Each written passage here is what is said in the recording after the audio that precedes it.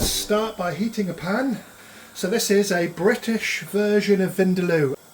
Once the pan's nice and hot, extra virgin coconut oil, just enough to cover the bottom of the pan.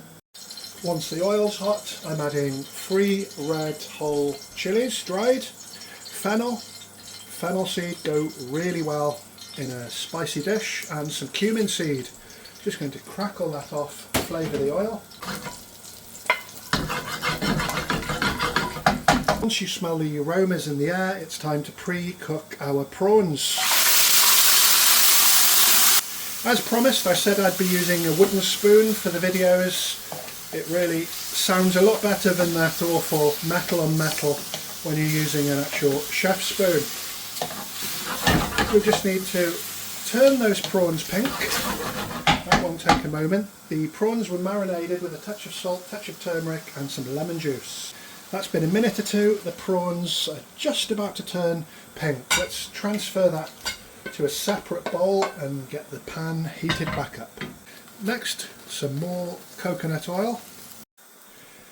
I thoroughly recommend you buy the 100% virgin coconut oil. It's a few pound more, but it's a lot more tastier than the standard coconut oil. So to that, we're going to saute some finely sliced onion. Try and get your onion chopped uniformly, they cook evenly and you don't get any burnt bits. So we're just going to saute those onions until it's starting to turn brown. So if your pan runs dry, just add a little bit more coconut oil or whatever oil you're using. The onions have started to brown. Next, I've got some finely chopped garlic. And if you notice, the garlic is very white. I'm just going to roast the garlic until you can't see it any longer. In that way you know it's fully cooked. Next we're going to add some ginger and garlic paste, a generous amount. We need to cook the raw flavours out of that also. Next I'm going to add the spices and the salt. So we've got extra hot chili powder, your favourite curry powder, kasuri methi and salt to taste.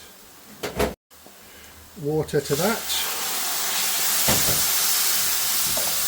So I do apologise in a funny sort of way if you're watching this from Goa expecting a proper Goan Vindaloo, but this is a home style version of the British Indian restaurant Vindaloo in the UK, which is very, very different. So it's an interpretation, but it's still a very, very good curry. So if you want a authentic Goan Vindaloo, I'll put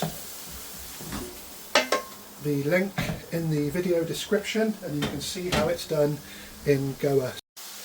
Next I'm using some passata, which is just blended tomatoes, and if you have a look here we've got some tamarind for that nice acidity, so it is a little bit authentic but not so much.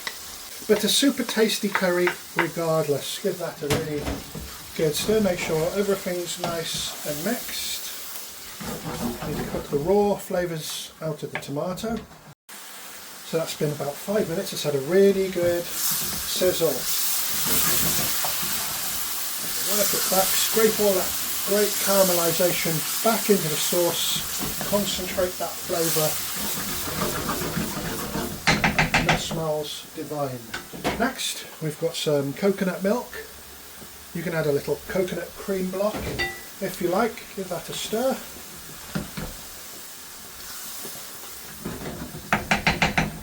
And we're going to go in with the prawns that we made earlier.